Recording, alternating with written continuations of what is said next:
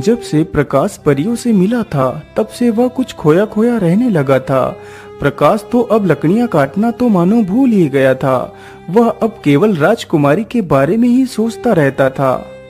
हे भगवान, मुझे क्या हो गया है? मेरा मन तो कहीं भी नहीं लग रहा।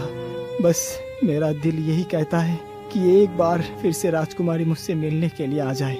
उधर राजकुमारी की हालत भी कुछ प्रकाश के जैसी ही थी। आज तो चाहे कुछ भी हो जाए, मैं प्रकाश से मिलने जरूर जाऊंगी। इतना सोचकर राजकुमारी चुपके से वहां से निकल पड़ती है और उसी स्थान पर पहुंच जाती है जहां पर वह लकड़हारा बैठा हुआ था। लकड़हारे ने जब अपने सामने राजकुमारी को खड़ा देखा तो वह हैरान रह जाता है। राजकुमारी, क्या तुम सच में मेरी सामने खड़ी हो या फिर मैं कोई सपना देख रहा हूँ? नहीं प्रकाश, तुम कोई सपना नहीं देख रहे। मैं वास्तव में ही तुम्हारे सामने खड़ी हूँ। लेकिन तुम यहाँ क्यों आई हो और बाकी की परियां कहाँ हैं? प्रकाश, मैं तुमसे मिले बिना रह ही नहीं पाई। इसी प्रकार वह दोनों छिप छिप कर मिलने लगते हैं।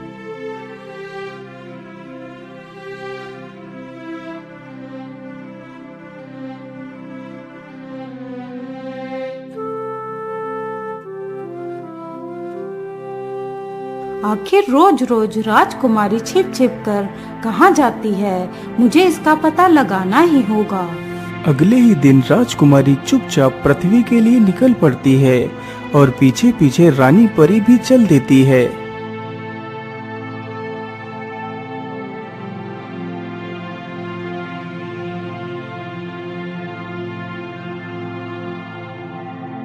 अरे राजकुमारी, आज आपको आने में इतनी देर क्यों हो गई? प्रकाश, मुझे लगता है मेरी माँ को शक हो गया है कि मैं तुमसे प्रेम करती हूँ। राजकुमारी, मुझे शक तो था ही। आज तुमने मेरे शक को हकीकत में बदल दिया। मैंने तुमसे ये उम्मीद कभी भी नहीं रखी थी कि तुम एक मनुष्य से प्रेम का नाटक खेलोगी। चलो मेरे साथ परी लोग, आज के बाद तुम्हारा घूमना फिरना बंद। नहीं माँ, मैं प्रकाश से प्रेम करती हूँ और उन्हीं के साथ विवाह भी करूंगी। मैं परीलोक नहीं जाऊंगी।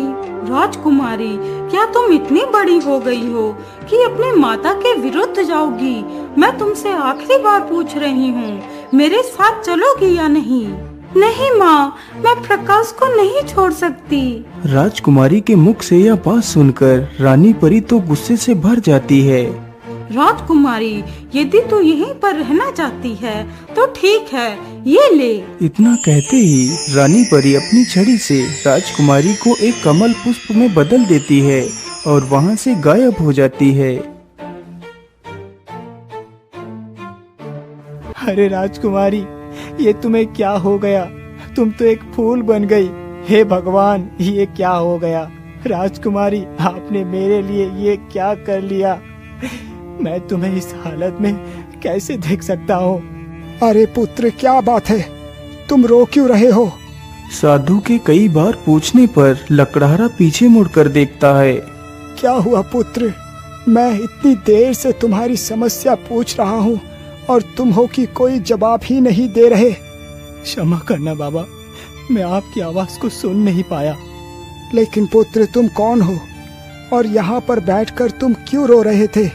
बाबा, मेरा नाम प्रकाश है और मैं एक लकड़हारा हूँ। फिर लकड़हारा अपनी सारी कहानी उस साधु को सुनाता है।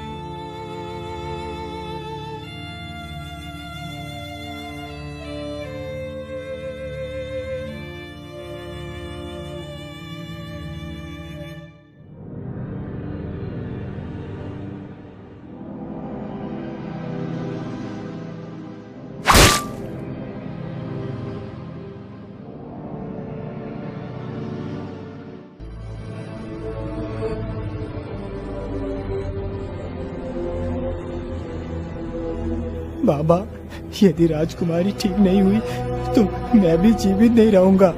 अरे नहीं पुत्र, तुम ये कैसी बातें कर रहे हो? धैर्य रखो, सब कुछ ठीक हो जाएगा। जो मैं कहता हूँ उसे ध्यान से सुनो। बोलिए बाबा, आप क्या कहना चाहते हैं?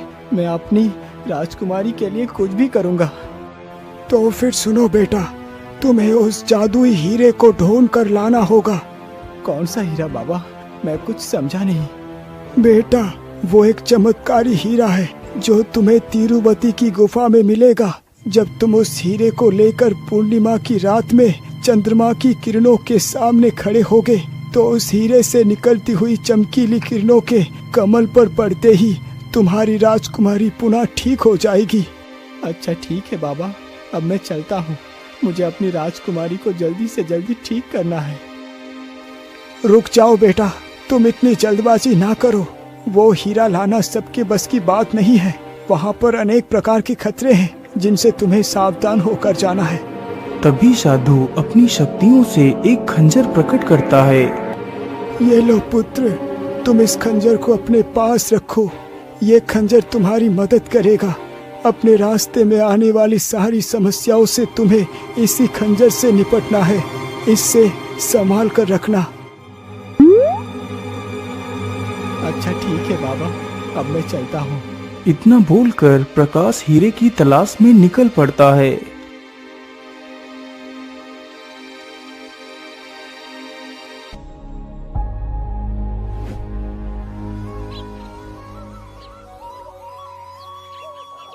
प्रकाश को चलते चलते सुबह से शाम हो जाती है और शाम से सुबह हो जाती है, लेकिन वह चलना बंद नहीं करता।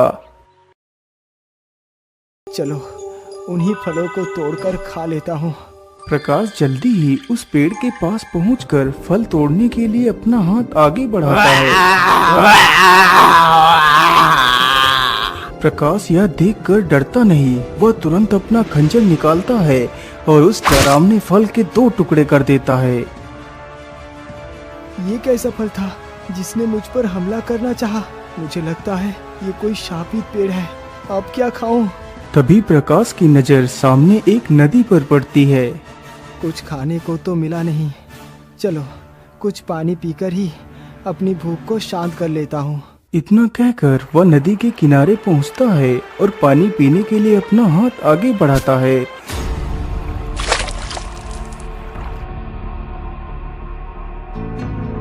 अरे ये मैं कहाँ आ गया? ये कौन सी जगह है? लकड़हारा इतना सोच ही रहा था कि तभी ऊपर से एक पिंजरा नीचे गिरता है। वह उसी पिंजरे में ही फंस जाता है।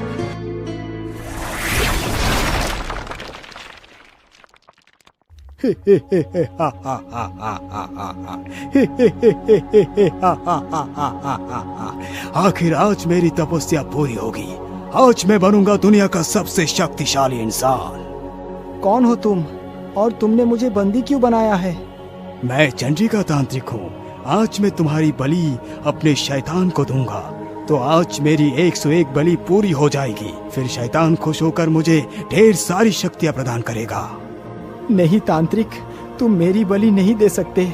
मुझे छोड़ दो, मुझे राजकुमारी को बचाना है। बेचारा प्रकाश गिड़गिड़ाता रहता है, लेकिन तांत्रिक उसकी एक नहीं सुनता। वह अपनी पूजा प्रक्रिया में लगा रहता है। नहीं तांत्रिक, तुम मेरी बलि नहीं दे सकते। मुझे छोड़ दो, मुझे राजकुमारी को बचाना है। अरे भाई, ये दुष्ट तांत्रिक तुम्हारी कोई बात नहीं सुनेगा। लेकिन तुम कौन हो? मैं भैरव गढ़ की राजकुमारी सुनैना हूँ। ये बहुत समय पहले की बात है। सुनैना, अब तो जल्दी ही हमारी विवाह हो जाएगा। अब हमें छिप छिप कर मिलने की जरूरत नहीं पड़ेगी। हाँ राजकुमार, मैं तो बहुत खुश हूँ उस पल के लिए। राजकुमार, जरा उधर देखो, कितना सुंदर फूल खिला हुआ है नदी में। हाँ राजकुमारी, वाकई ये पुष्प तो कितना ज्यादा आकर्षक है। तुम यही रुको, मैं इस पुष्प को तोड़ कर लाता हूँ। नहीं राजकुमार, तुम नदी के अंदर मत जाओ, मुझे कुछ ठीक नहीं लग रहा। राजकुमारी, आप चिंता ना करें, मुझे कुछ भी नहीं होगा।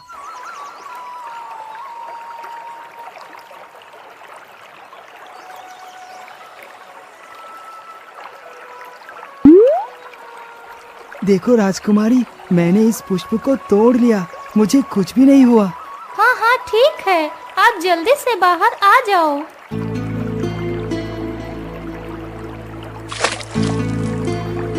राजकुमार, तुम कहाँ चले गए? तुम्हें क्या हुआ राजकुमार?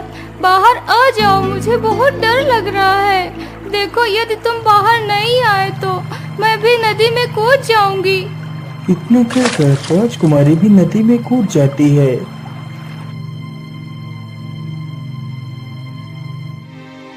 कौन हो तुम और तुमने मुझे इस पिंजरे में क्यों कैद किया है?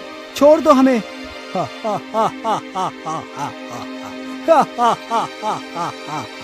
हाँ हाँ, छोड़ देंगे, अभी छोड़ देंगे, हमेशा के लिए।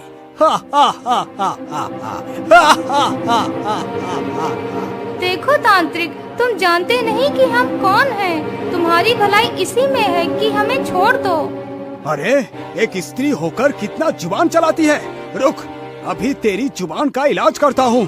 फिर तांत्रिक अपनी शक्ति से राजकुमारी को एक पक्षी बना देता है और तांत्रिक अपनी शक्तियों से राजकुमार को पिंजरे से बाहर निकालता है और उसकी बलि दे देता है।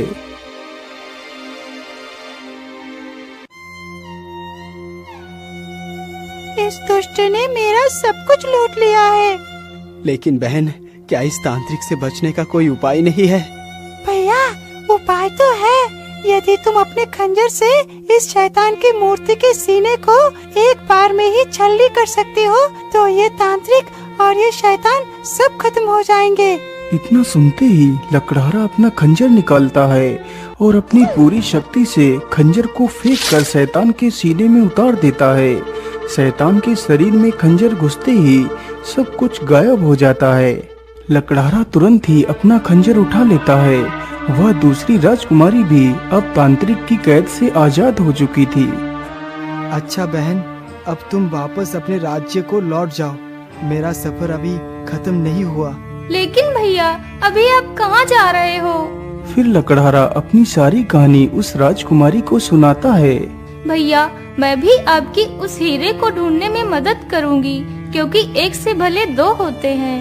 फिर वह दोनों मिलकर उस हीरे की तलाश में निकल पड़ते हैं।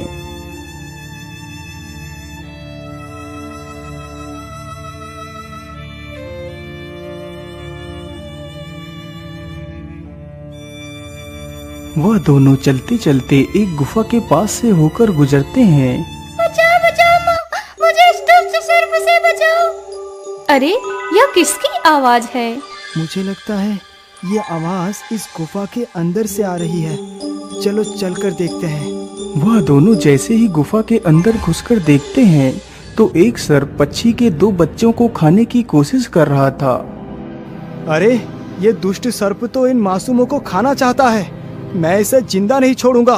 इतना कहकर प्रकाश अपना खंजर उठाता है और उस सर्प पर प्रहार कर उसे मार देता है। तभी उन दोनों बच्चों की माँ वहाँ पर आ जाती है। अरे, ये लोग कौन है और मेरे बच्चे को ऐसे क्यों देख रहे हैं? कहीं ये लोग मेरे बच्चे को कोई नुकसान तो नहीं पहुँचाना चाहते? मैं इन्हें जिंदा नहीं छोड़ूंगी। तभी गिद्धनी तेजी से उस लकड़हारे पर प्रहार करती है। अरे नहीं माँ, आप उन्हें नुकसान मत पहुँचाओ। उनकी वजह से ही आज हम जिंदा हैं।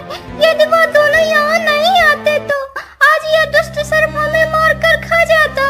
बच्चे के मुख से यह बात सुनकर गिद्धनी की नजर उस मरे हुए सर्प पर पड़ती है तो वह हैरान ही रह जाती है।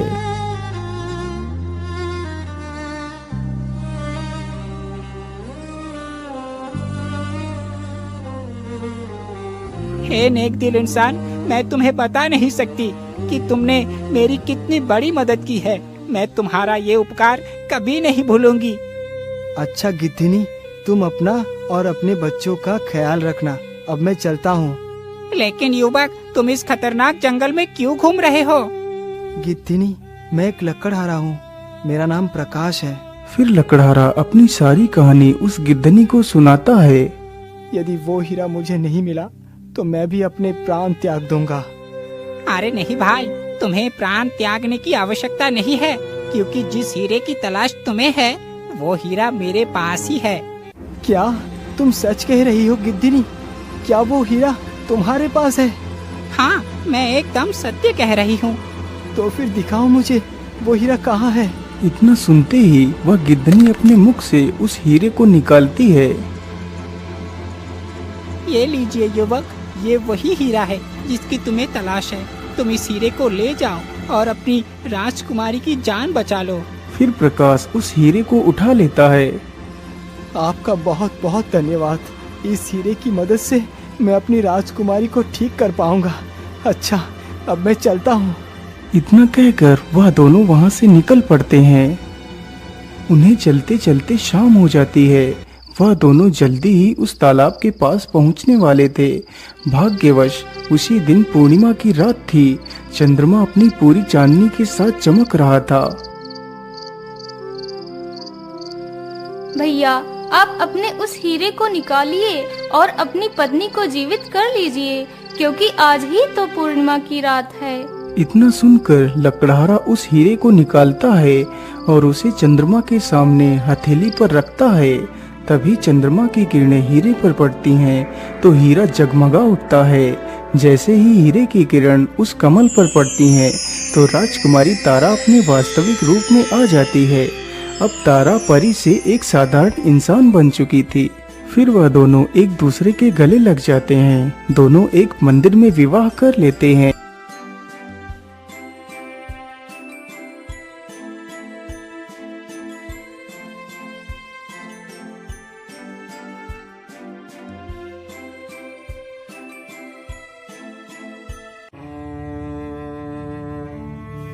बेटी, तुम इतने दिनों से कहाँ थी? मैंने तुम्हें कहाँ नहीं ढूंढा। और राजकुमार सूरज कहाँ है? पिताजी, सूरज अब इस दुनिया में नहीं रहे। फिर राजकुमारी सारी कहानी अपने पिता को सुनाती है। कहानी सुनकर राजा तो आश्चर्यचकित रह जाता है। पिताजी, यदि यह भैया मेरी मदद नहीं करते तो शायद मैं भी आपसे कभी नहीं मिल पाती। पुत्री, आज से मेरी एक पुत्री ही नहीं बल्कि एक पुत्र भी है, और वो पुत्र तुम हो बेटा। आज से तुम ही मेरे पुत्र हो। उसी दिन से प्रकाश उस राज्य का राजकुमार बन जाता है और अपनी पत्नी तथा अपनी माता सभी के साथ खुशी खुशी रहने लगता है।